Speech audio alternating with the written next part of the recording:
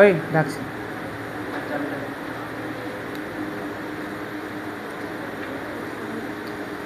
হলো স্যার। দ্বিতীয় কথা মাথায় রাখবে, এই যে কংগ্রেস সম্পর্কে পড়লাম, এই কংগ্রেসকে গান্ধীজি একটা খুব সুন্দর মন্তব্য করেছিল, ভালো করে শোনো। গান্ধীজি বলেছিল কংগ্রেসকে কোনো সংগঠন হিসাবে না বিলুপ্ত করে দিয়ে, গান্ধীজির কথা হচ্ছে কংগ্রেসকে সংগঠন হিসাবে, একটা দল হিসাবে বিলুপ্ত করে দিয়ে এটাকে লোক সেবা সংঘ হিসাবে চালাতে। গান্ধীজি বলেছিল কংগ্রেসকে দল হিসাবে রাখতে হবে না, দল হিসাবে বিলুপ্ত করে দাও, করে দিয়ে এটাকে লোক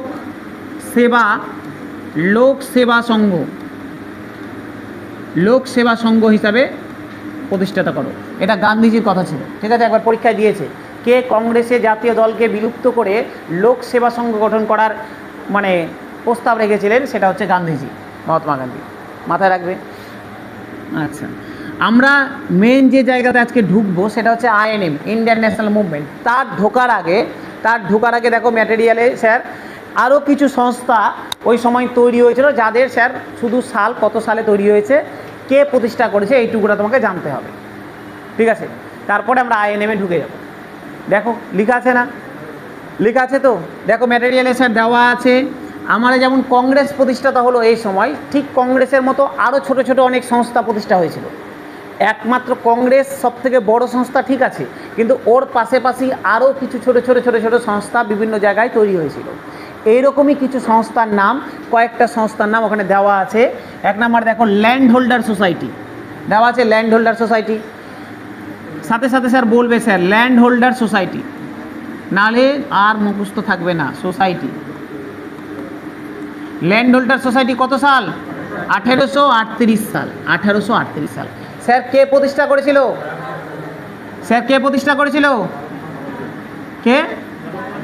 দ্বারকানাথ ঠাকুর।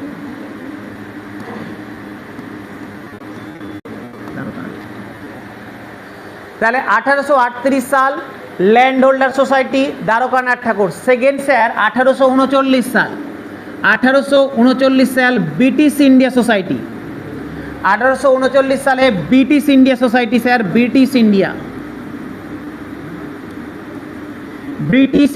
সোসাইটি।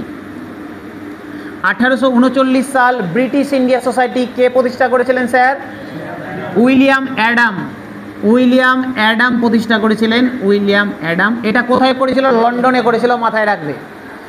এই সোসাইটিটা কোথায় প্রতিষ্ঠা হয়েছিল? লন্ডনে প্রতিষ্ঠা হয়েছিল। লন্ডনে। আগেরটা কোথায় হয়েছিল? কলকাতাতে। তাহলে স্যার ব্রিটিশ ইন্ডিয়া সোসাইটি 1839 সাল কোথায় প্রতিষ্ঠা হয়েছিল? লন্ডনে প্রতিষ্ঠা হয়েছিল, ঠিক আছে? আচ্ছা, এই দুটো মার্জ হয়ে আর একটা সোসাইটি তৈরি হয়েছে, ল্যান্ড হোল্ডার আর ব্রিটিশ ইন্ডিয়া সোসাইটি। একটা সময় পর মার্জ হয়ে গেল, ওই পরের বছরই এই দুটো মার্জ হয়ে গেল। ভালো করে শোনো, এই দুটো মার্জ হয়ে নতুন একটা সোসাইটি প্রতিষ্ঠা হলো, যার নাম বেঙ্গল ব্রিটিশ ইন্ডিয়া সোসাইটি। না, এই ম্যাটেরিয়ালে দেওয়া নেই। এই দুটো মার্জ হয়ে নতুন একটা সোসাইটি প্রতিষ্ঠা হয়েছিল, যার নাম বেঙ্গল ব্রিটিশ ইন্ডিয়া সোসাইটি। যার নাম হচ্ছে Bengal British India society. Bengal British India society মাথায় রাখবে। তাহলে বেঙ্গল ব্রিটিশ ইন্ডিয়া সোসাইটি আর কিছু না, এই দুটোর মার্জ, ল্যান্ড হোল্ডার সোসাইটি আর ব্রিটিশ ইন্ডিয়া সোসাইটি মার্জ হয়ে গেল, হয়ে নতুন একটা নাম হলো বেঙ্গল ব্রিটিশ ইন্ডিয়া সোসাইটি, ঠিক আছে? এরপরে স্যার তৈরি হলো ব্রিটিশ ইন্ডিয়া অ্যাসোসিয়েশন। নেক্সট মাথায় রাখবে, ব্রিটিশ ইন্ডিয়া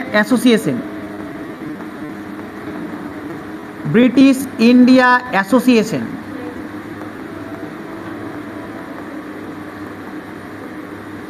স্যার কত সাল? 1851 সাল। কে প্রতিষ্ঠা করেছে? রাধাকান্ত দেব।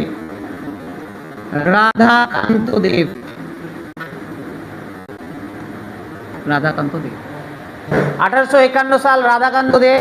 1851 সাল রাধাকান্ত দেব। কি বলছো? ইধর বলো। 1851 সাল রাধাকান্ত দেব, ব্রিটিশ ইন্ডিয়া অ্যাসোসিয়েশন। তাহলে কটা পড়লাম স্যার? চারটা পড়ে নিলাম। প্রথম কি? Land holder society. কত সাল? 1838 সালে কে প্রতিষ্ঠা করেছে? দ্বারকানাথ ঠাকুর। স্যার দ্বিতীয় কি? British India society. কত সাল? 1839 সাল। কে প্রতিষ্ঠা করেছে? উইলিয়াম অ্যাডাম লন্ডনে করেছে। এই দুটো মার্জ হয়ে গিয়ে নাম হলো বেঙ্গল ব্রিটিশ ইন্ডিয়া সোসাইটি। ঠিক আছে। তারপরে 1851 সালে প্রতিষ্ঠা হলো ব্রিটিশ ইন্ডিয়া অ্যাসোসিয়েশন। আগেরটা ছিল ব্রিটিশ ইন্ডিয়া সোসাইটি, এটা হয়ে গেল ব্রিটিশ ইন্ডিয়া অ্যাসোসিয়েশন। কে প্রতিষ্ঠা করলো? রাধাকান্ত দেব, 1839 সাল, কলকাতা। ঠিক আছে। আচ্ছা, তারপরে চলে আসো sir east India association. British India association হয়ে গেল, এবার প্রতিষ্ঠা হয়েছিল east India association. East India association কত সাল? 1866 সাল। কে প্রতিষ্ঠা করেছে? দাদাভাই নৌরোজি। দাদাভাই নৌরোজি।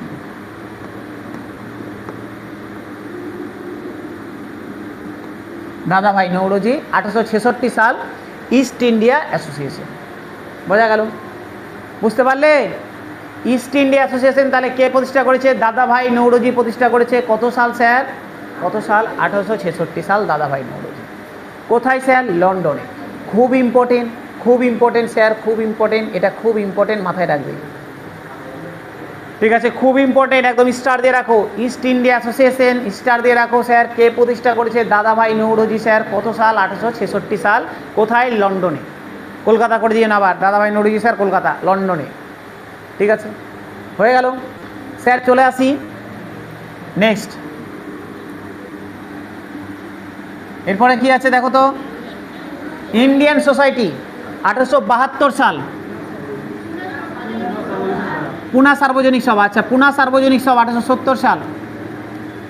পুনা সার্বজনিক সভা, পুনা সার্বজনিক সভা, পুনা সার্বজনিক সভা 1870 সাল। কে প্রতিষ্ঠা করেছে? MG. Ranade. MG. Ranade.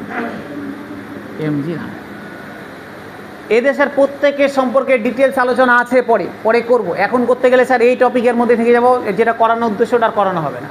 MG. Ranade. ঠিক আছে,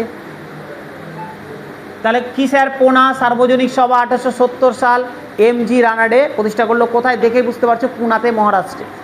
ঠিক আছে, নেক্সট আছে sir Indian society. Indian society, Indian society, Indian society কত সাল স্যার? 1872 সাল। কে প্রতিষ্ঠা করেছে? আনন্দমোহন বসু। আনন্দমোহন বসু।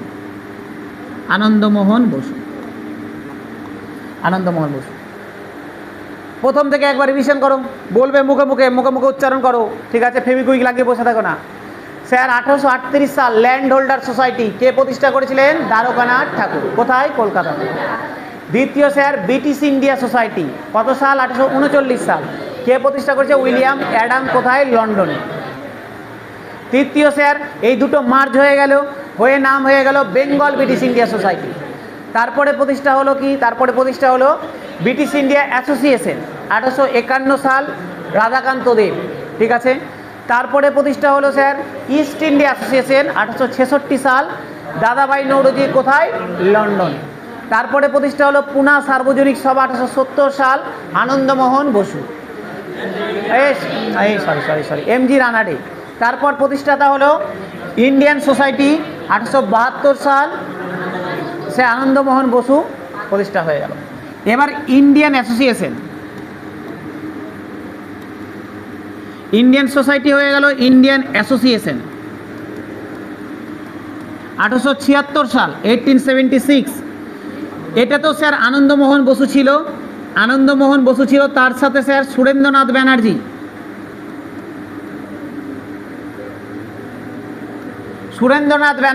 এস.এন. ব্যানার্জি। ঠিক আছে, তাহলে কে কে প্রতিষ্ঠা করলো? 1876 সালে ইন্ডিয়ান অ্যাসোসিয়েশন, আনন্দমোহন বসু, সুরেন্দ্রনাথ ব্যানার্জি। ঠিক আছে, আচ্ছা নেক্সট 1876 হয়ে গেল।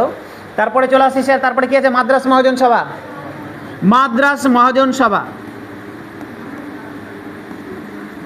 মহাজন সভা স্যার এটা 1884 সাল। কে প্রতিষ্ঠা করেছে? দরকার নেই। 1884 সাল, 1884। তোমাকে যদি মাদ্রাস মহাজন সভা জিজ্ঞাসা করে, এখান থেকে সালটাই জিজ্ঞাসা করবে, 1884।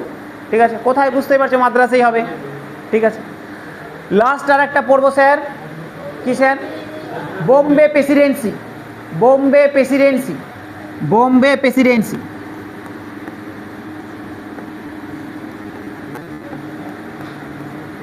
বোম্বে প্রেসিডেন্সি কত সাল স্যার? 1885, 1885, 1885। তিনজন ছিল স্যার, তিনজন ছিল। কে কে ছিল স্যার? কেটি তিলক, বদরুদ্দিন তায়েবজি, ফিরোজ শাহ মেহতা। কেটি তিলক, ফিরোজ শাহ মেহতা আর বদরুদ্দিন তায়েবজি। ঠিক আছে, কেটি তিলক, বদরুদ্দিন তায়েবজি আর ফিরোজ শাহ মেহতা তিনজন ছিল। কী সমস্যা? না, ওটা বদরুদ্দিন তায়েবজি, বদরুদ্দিন তায়েবজি। হ্যাঁ, ত্রিমূর্তি বলা হয় ওটা স্যার। কেটে নাও, যদি করা থাকে কেটে নাও। কি কি ছিল স্যার? কেটি তিলক, কেটি তিলক,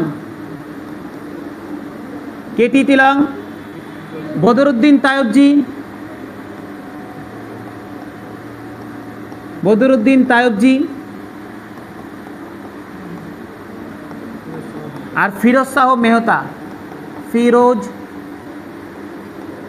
শাহ মেহতা, ফিরোজ শাহ মেহতা। ঠিক আছে, এরা স্যার, এদেরকে মাথায় রাখবে স্যার। এই তিনজনকে স্যার ত্রিমূর্তি বলা হয়।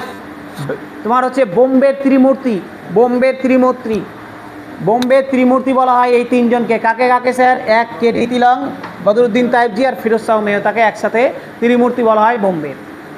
ঠিক আছে, তাহলে এই গেল স্যার আমার ছোট ছোট কিছু সংস্থা যারা কংগ্রেসের আশেপাশে সময়ে ওই সময় তৈরি হয়েছিল। ঠিক আছে, বোঝা গেল? আচ্ছা, একবার ছোট্ট করে রিভিশন করে নিই, ছোট্ট করে রিভিশন। জানি তোমরা সব পারবে, তারপরেও তোমরা রাজা তো স্যার। হ্যাঁ, চলো স্যার। ল্যান্ড হোল্ডার সোসাইটি কত সাল? 1838 সাল। কে প্রতিষ্ঠা করেছিল? দ্বারকানাথ ঠাকুর। কোথায় প্রতিষ্ঠা করেছিল? কলকাতাতে। তারপরে স্যার কি পড়লাম? ব্রিটিশ ইন্ডিয়া সোসাইটি 1839 সাল। কে? William Adam. কোথায়? লন্ডনে। তারপরে দুটো মার্জ হয়ে গেল, বেঙ্গল ব্রিটিশ ইন্ডিয়া সোসাইটি। তারপরে প্রতিষ্ঠাতা হলো ব্রিটিশ ইন্ডিয়া অ্যাসোসিয়েশন 1851 সাল, রাধাকান্ত দেব। তারপরে প্রতিষ্ঠা হলো স্যার ইস্ট ইন্ডিয়া অ্যাসোসিয়েশন 1866 সাল, দাদাভাই নওরোজি, লন্ডনে। খুব ইম্পর্টেন্ট ইস্ট ইন্ডিয়া সোসাইটি। আচ্ছা, তারপরে আসলাম 1870 সাল, পুনা সার্বজনিক সভা। কে প্রতিষ্ঠা করলো স্যার? এমজি রানাডে। কোথায়? পুনেতে, মহারাষ্ট্র, পুনেতে। তারপরে 1872 সালে ইন্ডিয়ান সোসাইটি, আনন্দমোহন বসু। তারপরে 1876 সালে Indian Association, Anandamohan Basu, S N Banerjee. তারপরে 1884 সালে মাদ্রাজ মহাজন সভা। 1825 সালে বোম্বে প্রেসিডেন্সি, কেটি তিলক, ফিরোজ শাহ মেহতা, বদরুদ্দিন তায়েবজি। ঠিক আছে, কারো কোনো সমস্যা নাই? হ্যাঁ স্যার, কলকাতাতে হয়ে গেল স্যার। কারো কোনো সমস্যা নেই তো? নেই, চলো। যদি স্যার না থাকে, আগের দিনের আমি ধরে নিলাম পড়া করে এসছো, আগের দিনে পড়া। স্যার এই জায়গাটা খুব গোলমাল হওয়ার জায়গা, কারণ অনেকগুলো সেশন পড়লাম কংগ্রেসের, অনেকগুলো সোসাইটি পড়লাম, কোনটা কার ঘাড়ে চলে, এই জন্য বারবার করে বলছি রিভিশন করো। চলো একবার প্রথম থেকে একদম কংগ্রেস থেকে শুরু করছি, সাথে সাথে একদম রিভিশন করবে। হ্যাঁ, বোম্বে, বোম্বে। একবার স্যার প্রথম থেকে কংগ্রেস থেকে। স্যার কংগ্রেস কত সালে প্রতিষ্ঠা হয়? 1885। ঠিক আছে, 84-তে ইন্ডিয়ান তোমার হচ্ছে কনফারেন্স প্রতিষ্ঠিত হয়েছিল, ইন্ডিয়ান ন্যাশনাল ইউনিয়ন 84-তে। কে প্রতিষ্ঠাতা করেছিল? তোমার হচ্ছে গিয়ে অ্যালান অক্টোয়ান হিউম। পরে ওটা 85-তে জাতীয় ন্যাশনাল কংগ্রেস হয়ে গেল নাম। আচ্ছা, তারপরে স্যার কে প্রতিষ্ঠা করেছিলেন? অ্যালান অক্টোয়ান হিউম হয়ে গেল। এই সময় স্যার কংগ্রেসের এই সময় ভারতের গভর্নর জেনারেল কে ছিল? লর্ড ডাফরিন ছিলেন গভর্নর জেনারেল। ভালো কথা। আচ্ছা, এই যে কংগ্রেস প্রতিষ্ঠা করা হলো, আচ্ছা কংগ্রেসের আমরা একটা কংগ্রেসকে কে কীভাবে মানে বক্তব্য দিয়েছে, কংগ্রেসের মন্তব্য করেছে, সেগুলো একটু শুনে নিই। আচ্ছা, লর্ড ডাফরিন কি বলেছিল কংগ্রেসকে? মাইক্রোস্কোপ মাইনরিটি, মাইক্রোস্কোপ মাইনরিটি কে বলেছে? Lord Dufferin. লর্ড কার্জন, যারা আসনি স্যার, যারা আসনি আগের দিন, এই জায়গাটাতে একটু ওখানে ম্যাটেরিয়ালে গন্ডগোল আছে, এটা ভিডিওটা আপলোড হয়ে যাবে, দেখে নিবে বা ঠিক করে নি আগের দিন যারা এসে তার দেখে। লর্ড ডাফরিন কি বলেছিল? Microscope minority. লর্ড কার্জন কি বলেছিল? লর্ড কার্জন বলেছিল পিসফুল ডিমিস, পিসফুল ডিমিস। ঠিক আছে। আচ্ছা, তারপরে জওহরলাল নেহরু কি বলেছিল? বলেছিল এটা হচ্ছে লর্ড ডাফরিনের একটা ব্রেন চাইল্ড। ঠিক আছে। অশ্বিনী কুমার দত্ত এটাকে 3 দিনের তামাশা বলেছিল। ঠিক আছে। তারপরে লালা রাজপথে তো বললাম, বাল গঙ্গাধর তিলক বলেছিল এটা একটা ব্যাঙের মতো বছরে একবার ডেকে ওঠে। স্যার সৈয়দ আহমেদ খান বলেছিল এটা অস্ত্রবিহীন গৃহযুদ্ধ, অস্ত্রবিহীন গৃহযুদ্ধ, a civil war without arms, অস্ত্রবিহীন গৃহযুদ্ধ। তারপরে আজকে স্যার বললাম গান্ধীজি বলেছিল যেটা লোকসেবক সংঘতে প্রতিষ্ঠাতা করো চেঞ্জ করে। এই স্যার গেল এই কংগ্রেসকে নিয়ে বিভিন্ন জনের বিভিন্ন মন্তব্য। সেফটি ভাল বলেছিল অ্যালেন অক্টেভিয়ান হিউম কংগ্রেসকে, অ্যালেন অক্টেভিয়ান হিউম তাকে সেফটি ভাল বলেছিল। ঠিক আছে, হয়ে গেল আমার টোটাল কংগ্রেস নিয়ে মন্তব্য। এবার আসছি স্যার একটা একটা করে কংগ্রেসের অধিবেশনে। 1825 সালে প্রথম অধিবেশন বসলো। কোথায় বসলো? বোম্বেতে। হওয়ার কথা কোথায় ছিল? পুনেতে। কেন হলো না? প্লেগ রোগ ছড়িয়ে গেছিলো বলে হলো না। চেঞ্জ হয়ে, ভেন্যু চেঞ্জ হয়ে বোম্বের গোকুল দাস তেজপাল কলেজে হলো। কত সাল? 1885 সাল। কত? হ্যাঁ, 1885। কোথায় কোথায় 1985 দেওয়া ছিল? ওটা কেটে নাও, বলেই যাচ্ছি 1885। 1885 সাল হয়েছে স্যার।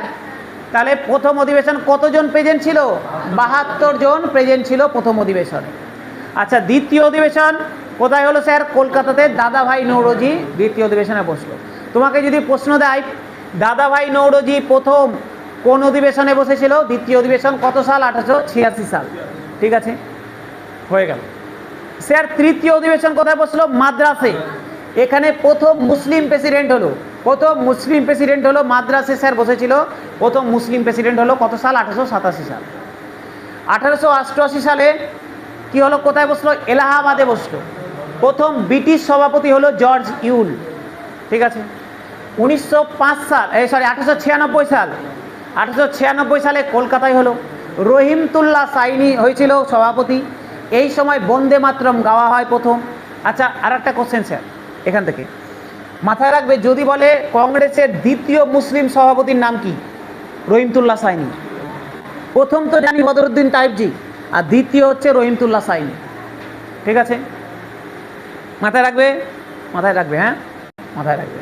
2021-এর WBCS এর মেন্সের কোশ্চেন এটা, যে দ্বিতীয় মুসলিম সভাপতির নাম কি? আগের দিন বলতে ভুলে গেছিলাম, রহিমতুল্লাহ সাইনি। আর যদিও স্যার যদি তোমার পুরো ছকটা মাথায় থাকে তুমি এমনি করতে পারবে যে বদরুদ্দিন তাইবজির পর রহিমতুল্লাহ সাইনিই বসেছিল 96। মিডিল এগুলো ছিল না, মানে অন্য কেউ ছিল, অন্য কেউ ছিল। হয়ে গেল স্যার, 96 গেল। আসি স্যার 1905 সাল। 1905 সালে জি.কে. গোখলে বসলো অধিবেশন। এখানে স্বদেশী কথাটা প্রথম ব্যবহার করা হলো। 1906 সাল কলকাতা অধিবেশন, দাদাভাই নৌরোজি বসলেন। এখানে স্বরাজ কথা প্রথম ইউজ করা হলো। 1907 সাল সুরাট অধিবেশন, রাসবিহারী ঘোষ বসলো। এখানে চরমপন্থী নরমপন্থী দুই ভাগে ভেঙে গেল কংগ্রেস। 1911 সাল ভীষণ নারায়ণ ধর কলকাতায় বসলেন। জনগণমন প্রথম গাওয়া হলো।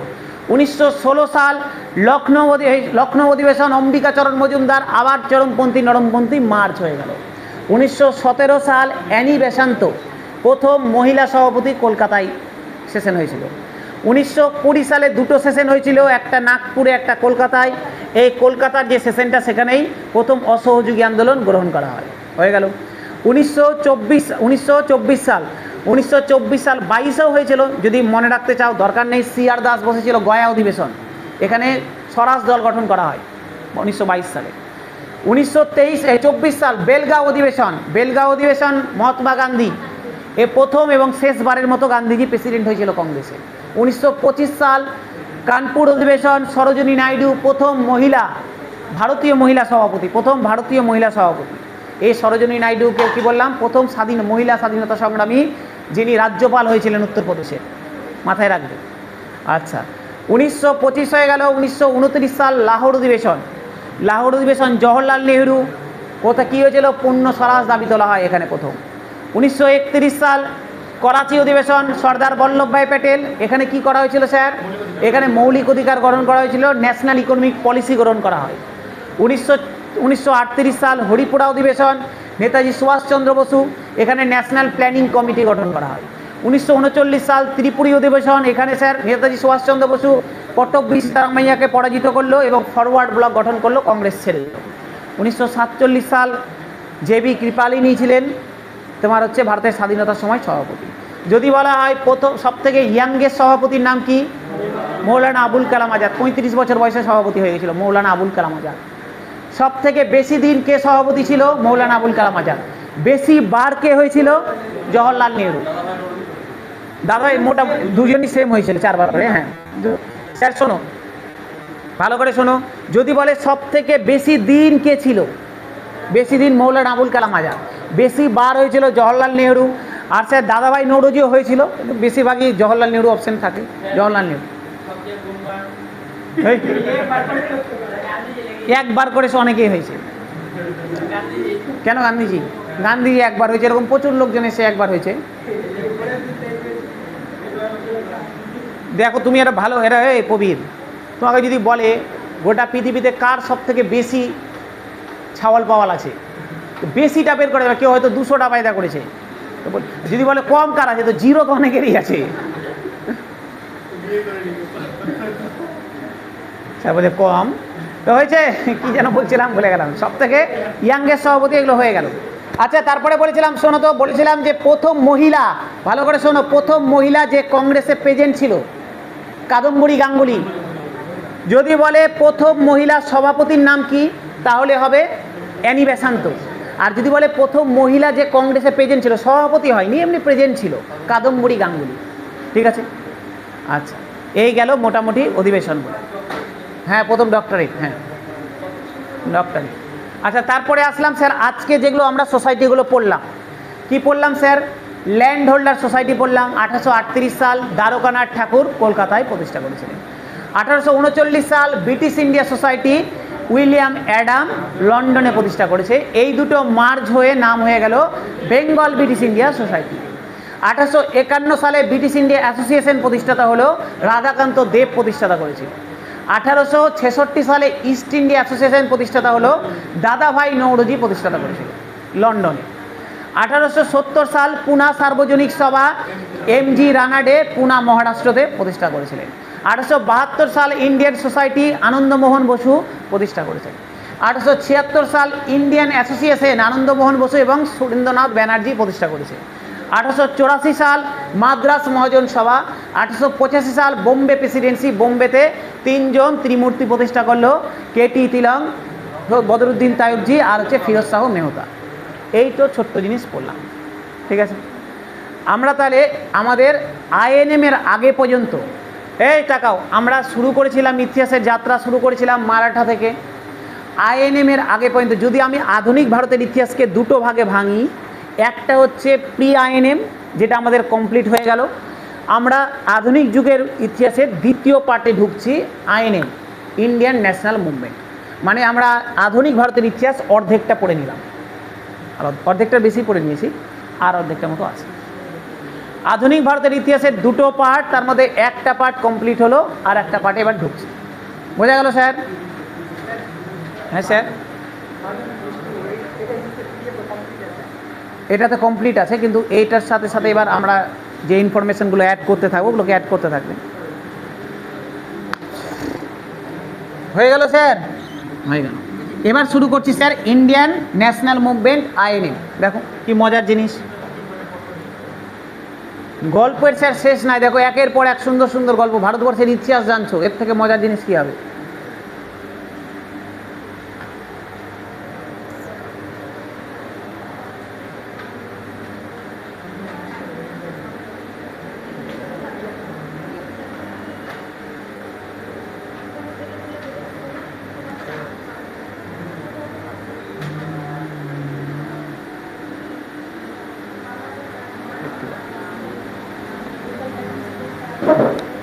এই সৌরভ, আইএনএমটা পাঠাওনি?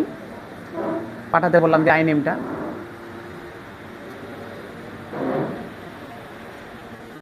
আর ওটা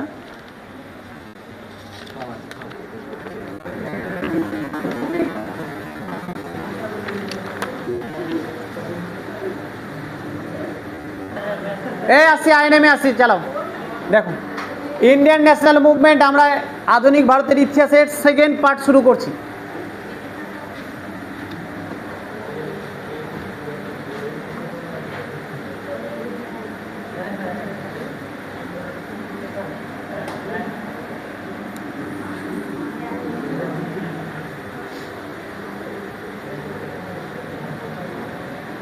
দেখুন তাকাও স্যার, এখান থেকে এবার আমরা একটু অন্যরকমভাবে ব্যাপারটাকে দেখব। কীরকম দেখব বলছে, আইএনএমকে যদি আমরা তিনটা ভাগে ভাগ করি, তিনটা ফেজে ভাগ করি, তাহলে 1885 থেকে 1905 সাল পর্যন্ত চলেছিল নরমপন্থীর সময়। নরমপন্থী মানে এই সময়টাতে মানুষজন হাত জোর করা, অ্যাপ্লিকেশন করা, এগুলোতে বিশ্বাস করতো। 1905 থেকে 1919 সালের সময় পর্যন্ত আমরা বলি চরমপন্থী সময়।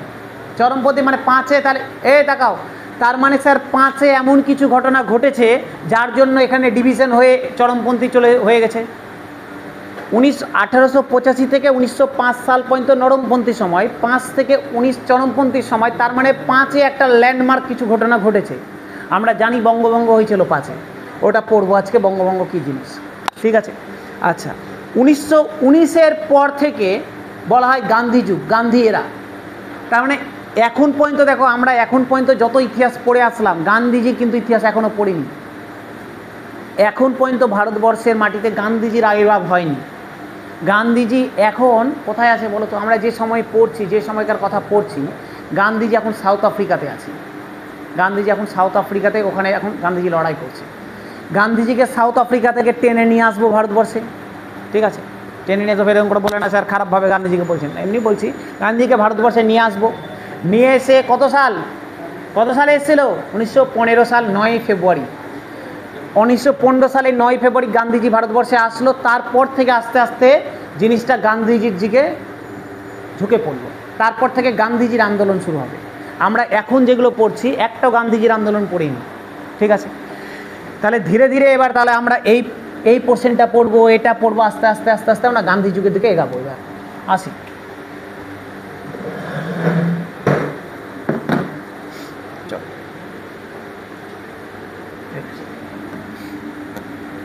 দেখো স্যার কি সুন্দর সুন্দর ঘটনা। এই কি ঘটনা,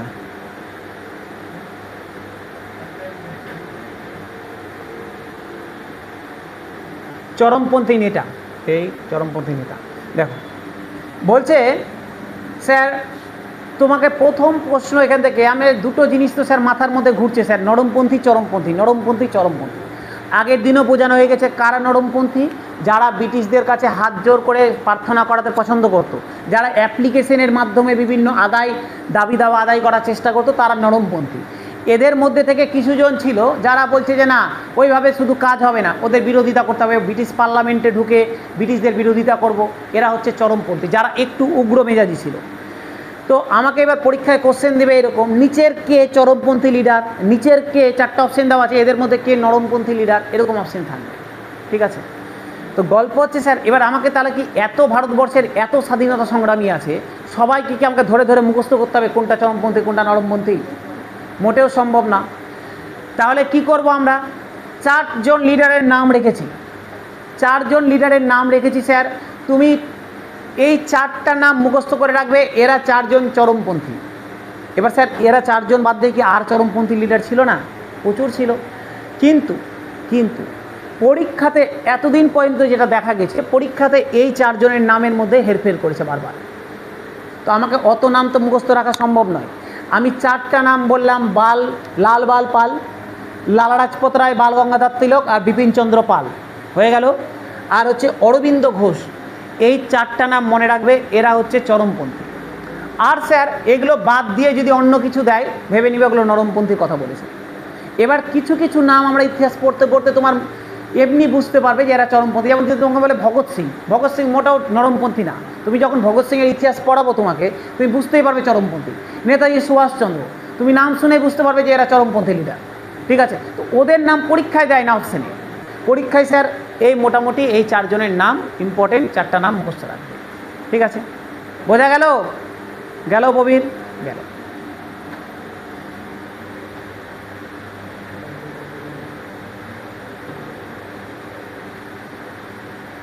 আসি স্যার বঙ্গভঙ্গ। বঙ্গভঙ্গ নিয়ে অনেক ইতিহাস আছে। দেখো বলছে ব্রিটিশদের আমরা পড়তে শুরু করলাম স্যার বঙ্গভঙ্গ, 1905 সালের ঘটনা, বঙ্গভঙ্গতে পড়তে শুরু করছে। গল্প হচ্ছে কেন বঙ্গভঙ্গ হলো, ব্রিটিশদের বাংলাকে ভাঙার উদ্দেশ্য কী ছিল। স্যার উদ্দেশ্য ছিল তো অন্য কিছু, কিন্তু ব্রিটিশরা বলেছে অন্য কিছু। ব্রিটিশরা বলছে আমাদের শাসন করতে অসুবিধা হচ্ছে, প্রশাসনিক কাজে অসুবিধা হচ্ছে, এত বড় বেঙ্গল, এই এত বড় বেঙ্গল থেকে প্রশাসনিক কাজ করতে খুব অসুবিধা, এই জন্য আমরা এত বড় বেঙ্গল, আমি একটা গোটা বেঙ্গল একজনের পক্ষে সামলানো সম্ভব নয়, প্রশাসনিক কাজে অসুবিধা হচ্ছে, যার জন্য আমরা বেঙ্গলকে দুটো ভাগে ভেঙে দেবো। এটা ব্রিটিশদের ভাঙার মানে ভেঙেছে যে তার পিছনে লজিক ছিল, উদ্দেশ্য ছিল তো অন্য কিছু, এটা লজিক ছিল। পরীক্ষার কোশ্চেন দিয়েছে, সিডিএসের কোশ্চেন ছিল, দেখবে যখন সলভ করবে দেখবে সিডিএস একটা কোশ্চেন দিয়েছে যে বঙ্গভঙ্গ করার পিছনে ব্রিটিশদের প্রধান লক্ষ্য, মানে লক্ষ্য ঠিক নয়, ব্রিটিশদের উদ্দেশ্য কী ছিল, মানে এরকম একটা কোশ্চেন ছিল। অপশন এরকম ছিল একটা, যে এই যে বঙ্গভঙ্গ করার পিছনে ব্রিটিশদের যে লক্ষ্যটা মেন ছিল সেটা হচ্ছে কি প্রশাসনিক অসুবিধা, এটার কারণ দেখে ব্রিটিশরা বঙ্গভঙ্গ করেছে, এটা তাদের দেওয়া বক্তব্য। এবার উদ্দেশ্য কী ছিল, মেন কারণ কী ছিল বঙ্গভঙ্গকে ভাঙার, এবার সেটা বোঝো। বেঙ্গল নিয়ে আমরা আগেও পড়েছি, যখন বেঙ্গল পড়েছি তখনও বলেছি যে আমরা একটু আগে লাস্ট যে চ্যাপ্টার পড়লাম সাংস্কৃতিক প্রেক্ষাপট, আমরা সেখানে দেখলাম যে এই যে সময় পিরিয়ডটা, এই যে 1900 দশকের যে সময়টা, এই সময়টা ভারতের নবজাগরণের সময়, ভারতবর্ষে বিভিন্ন মুনি ঋষি জন্ম হয়েছে, স্বামী বিবেকানন্দ বলো, রাজা রামমোহন রায় বলো, তারপরে ঈশ্বরচন্দ্র বিদ্যাসাগরের কথা বলো, দয়ানন্দ সরস্বতী বলো, প্রচুর লোকজনের জন্ম হয়েছে। এবার দেখা গেছে প্রায় যাদের জন্ম হচ্ছে প্রায় 90% বেঙ্গল থেকেই বিলং করছে। তার মানে এই সময়টাকে অনেক ঐতিহাসিক বলে যে না, এটা ভারতের নবজাগরণ নয়, এটা বাংলার নবজাগরণ, বাংলার নবজাগরণ, কারণ বাংলায় গোটা ভারতকে পথ দেখাচ্ছে। যত বড় বড় মুভমেন্ট, যত বড় বড় ঘটনা, সব যত বড় বড় লিডার সব বেঙ্গল থেকে বিলং করছে। তো এই জন্য ওরা দেখলো যে না বেঙ্গল, তার মধ্যে কলকাতাতে রাজধানী, তখন বলছে আমাদের এই রাজধানী, যেটা রাজধানী সেখানেই সব বড় বড় লিডার, বলছে এই করলে বেঙ্গল, যদি বেঙ্গলের থেকে এত লিডার বেরাতে থাকে আমরা বেঙ্গলে টিকতে পারবো না। আর বেঙ্গল ব্রিটিশদের জন্য একদম মানে সোনার ডিম ছিল বেঙ্গল, যে বেঙ্গল থেকে সব বিজনেস হতো, বেঙ্গল থেকে গোটা ভারতবর্ষে 70% টাকা বেঙ্গল দিত। তো ওই যে বেঙ্গল সোনার ডিম ছিল, যে এইটাকে ছাড়া যাবে না।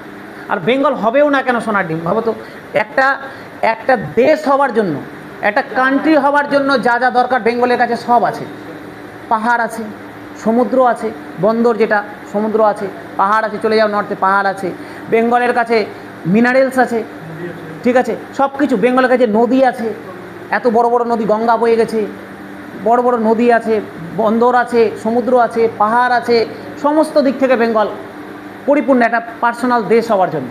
তো বেঙ্গলের কাছে প্রত্যেকটা জিনিস, তার মধ্যে স্যার এটা তো গেল তার প্রাকৃতিক সম্পদ, বেঙ্গলের কাছে ট্যালেন্ট ছিল পাস্ট টেন্সে বলছি, হ্যাঁ, বেঙ্গলের কাছে ট্যালেন্ট ছিল, বেঙ্গলের কাছে সংস্কৃতি ছিল, সব কিছুই ছিল বেঙ্গলের কাছে, একটা দেশ হওয়ার জন্য যা যা লাগে সবই ছিল। তো ব্রিটিশদেরও একটা একদম সোনার ডিম হয়েছিল বেঙ্গল।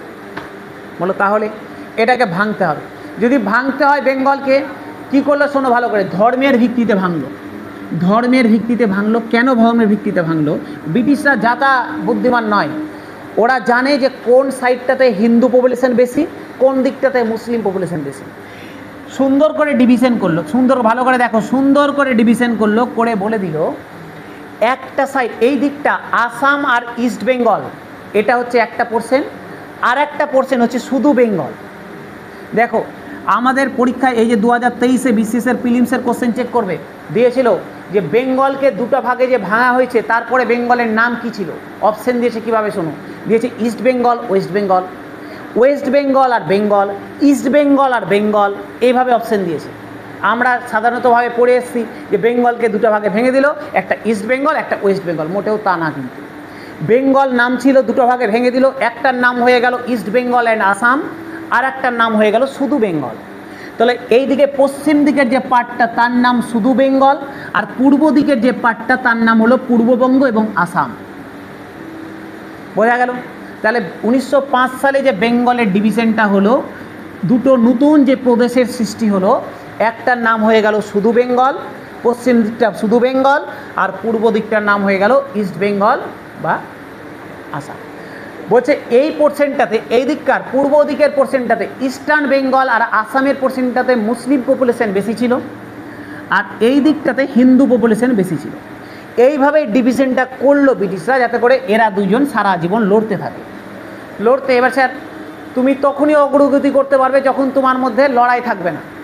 তোমরা ধরো শান্তভাবে আছো, অগ্রগতি করছো, ভালো করে পড়াশোনা করছো, অগ্রগতি করছো। ধরো একটা মেসে আছো, মেসে সুন্দর সবাই পড়াশোনা করছে, ভালো সুন্দরভাবে পড়াশোনা চলছে, মেসের মধ্যে শুরু গেলো মারপিট, ওই ওর সাথে মারপিট, ওই ওর সাথে ঝগড়া, সকালবেলা ঝগড়া, রাত্রেবেলা ঝগড়া, সন্ধ্যাবেলা ঝগড়া, ওই আর মেসের অগ্রগতি আর হবে না, পড়াশোনার অগ্রগতি তো হবে না। তো একই রকম ব্রিটিশরা ভেবেছিল এই বেঙ্গলকে থামানোর একটাই রাস্তা আছে, ডিভিশন করে দাও, ধর্মের ভিত্তিতে লড়বে মিডিল থেকে, আর ওই যে ওরা এত আন্দোলন, এই আন্দোলনগুলো তৈরি হবে না। বোঝা গেল? তো ভেঙে তো দিল। আচ্ছা স্যার, এটার পিছনে ব্রিটিশদের পুরনো লজিক আছে, ব্রিটিশদের পুরনো অভিজ্ঞতা আছে। ব্রিটিশরা এই কাজটা বেঙ্গলে প্রথম করেছে তা না, এটা ব্রিটিশরা যুগের পর যুগ ধরে করে এসেছে। বিভিন্ন দেশে ব্রিটিশরা করেছে, যেখানে যেখানে দেখছে লোকজন ভালো, যেখানে যেখানে লোকজন বেশি মুভমেন্ট করছে, ওই জায়গাগুলোকে ব্রিটিশরা ডিভিশন করে দিয়েছে। ব্রিটিশরা ভাবলো বেঙ্গলকেও একই রকমভাবে ডিভিশন করে দেবো, বেঙ্গল ভেঙে যাবে, আমাদের ঝামেলাটা মিটে যাবে, ওরা মারপিট করবে, আমাদের ঝামেলা মিটে যাবে। কিন্তু ঘুরিয়ে এটাই ব্রিটিশদের বাস হয়ে গেল। ঠিক আছে, ব্রিটিশরা এটা জিনিস ভুলে গেছিলো যে ওই সময় বেঙ্গলে শিক্ষিত লোকজন ম্যাক্সিমাম ছিল, এখনকার মতো মোটেও না যে লাত জুতা খাচ্ছে না, কিছু বলা যাবে না যেহেতু অনলাইনে। হ্যাঁ ঠিক আছে। তো ব্যাপার হচ্ছে, যাই হোক, তো বলছে তখন বেঙ্গল অন্যরকম ছিল। বলছে তখন বেঙ্গলে তখন হতো কি, বেঙ্গল ব্রিটিশরা ভেবেছিল আমরা ভেঙে দেবো, ওরা লড়াই করবে, মারপিট করে থেকে যাবে, বেঙ্গলের অগ্রগতি থেমে যাবে। কিন্তু যেই দিনই বেঙ্গল ডিভিশন হলো 1905 সাল অক্টোবর মাস, যেদিনই বেঙ্গল ডিভিশন হলো ওই দিনই রবীন্দ্রনাথ ঠাকুর লঞ্চ করে দিল রাখি বন্ধন উৎসব। ব্রিটিশরা লঞ্চ করলো বঙ্গভঙ্গ, রবীন্দ্রনাথ ঠাকুর বললো না আমরা সবাইকে রাখি পরাবো, হিন্দু মুসলিম। অ্যাকচুয়ালি রাখি বন্ধনটাকে এখন আমরা ভাই বোনের সম্পর্কে নিয়ে আসছি, অ্যাকচুয়ালি এটা ছিল সবাইকে রাখি পরানোর উদ্দেশ্য, যে হিন্দু মুসলিমকে পড়াবে, মুসলিম হিন্দুকে পড়াবে, যাতে করে আমাদের ভাইচারাটা বজায় থাকে, ব্রাদারহুডটা বজায় থাকে। তো এটা ছিল এই ডিভিশনটাকে বন্ধ করার জন্য একটা রাস্তা। এই দিনই রবীন্দ্রনাথ ঠাকুর লঞ্চ করলো আমার সোনার বাংলা আমি তোমায় ভালোবাসি, যেটা বাংলাদেশের জাতীয় সঙ্গীত বলছে চেঞ্জ করে দিয়েছে মনে নাকি তো যাই হোক, আরে চেঞ্জ করতে গেলে তো নতুন গান লাগবে, অত ক্ষমতা আছে নাকি বানিয়ে নিবে।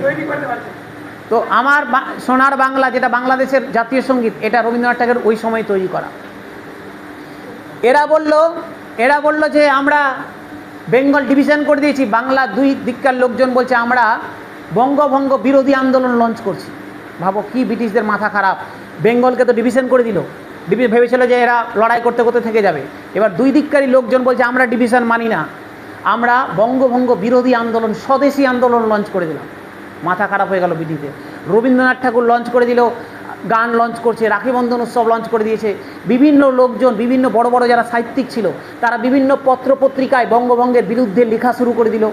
ব্রিটিশদের ওপর চাপ আরও বেড়ে গেল। ব্রিটিশরা ভেবে গেল যেটা উল্টা ঘুরিয়ে বাঁশ পড়ে গেল ব্রিটিশদের ওপর। কী বাঁশ পড়লো দেখো। আচ্ছা, তার আগে দু একটা ইনফরমেশন এখান থেকে। স্যার এই সময় বঙ্গভঙ্গ যখন করা হয় তখন ভারতের গভর্নর জেনারেল ছিলেন লর্ড কার্জন। 1905 সাল লর্ড কার্জন, মাথায় রাখবে লর্ড কার্জন। আর যদি বলে বেঙ্গলের গভর্নর কে ছিল, বেঙ্গলের গভর্নর অ্যান্ড্রিউ ফ্রেজার ছিল বেঙ্গলের গভর্নর, যদি বলে ভারতের ভাইসরয় কে ছিল, লর্ড কার্জন। যদি বলে বেঙ্গলের গভর্নর কে ছিল, স্যার অ্যান্ড্রিউ ফ্রেজার ছিল বেঙ্গলের গভর্নর। এই সময় রাখি বন্ধন উৎসব চালু করেন রবীন্দ্রনাথ ঠাকুর 16 অক্টোবর। আমার সোনার বাংলা গান গাওয়া হয়। কার্লাইল সার্কুলার চালু করা হয়। Carlyle circular, sir Carlyle circular কি জিনিস এটা একটু ছোট্ট করে শোনো,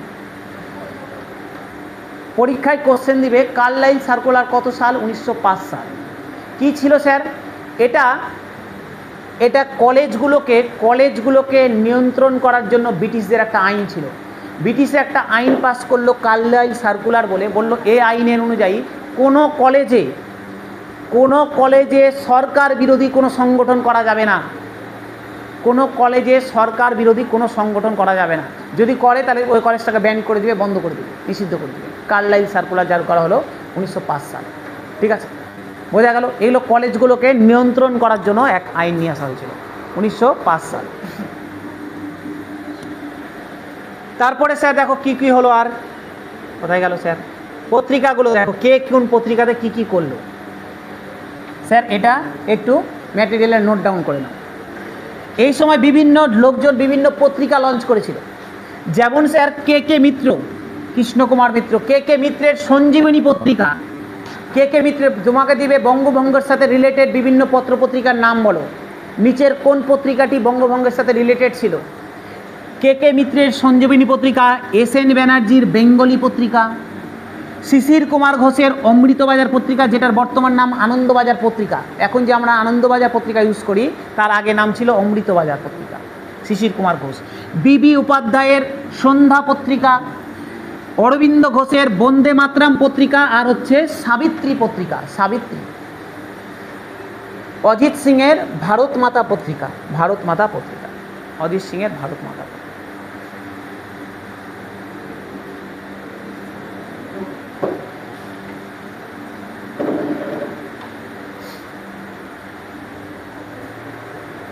আচ্ছা, যদি একটা ছোট্ট কথা মাথায় রাখো, যদি বলে কংগ্রেস, এই টার্মটা কোথায় থেকে নিয়ে আসা হয়েছে জানা আছে কারো? হ্যাঁ, কোথায় কোথায় বললে? উত্তর আমেরিকা, একদম ভালো কথা বলেছে, উত্তর, ভেরি গুড।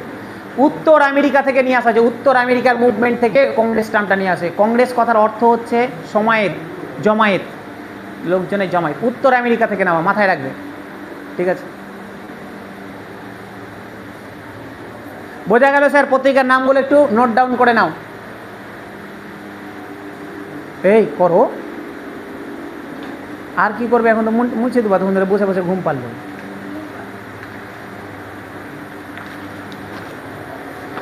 ছবি তুলে নাও, আর বাড়িতে একটুকে নেবে ছবি তুলো। এখন যে লিখতে বসে আরও 5 মিনিট, ওই কেমিস্ট্রি পড়াতে হবে ফটাফট।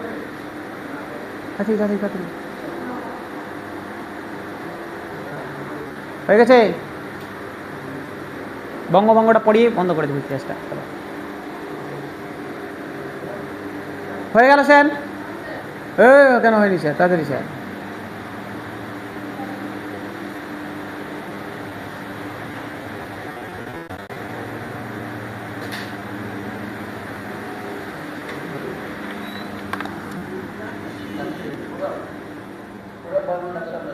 ইটা পাঠিয়েছিল দাদা, ওই যে ওই কোয়ান্টাম নাম্বারটা পাঠিয়ে দিয়েছিল।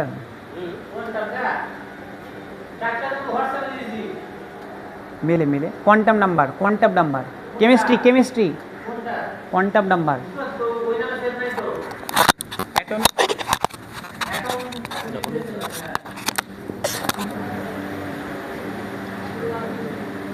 হয়েছে হয়েছে?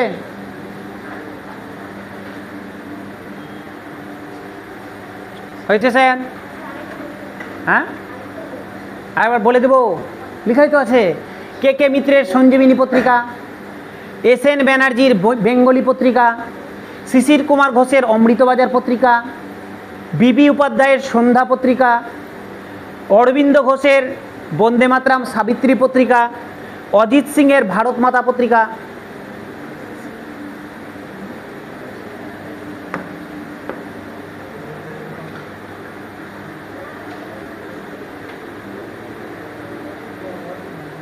না থাক, এই পর্যন্ত। এই কেমিস্ট্রি বের করো।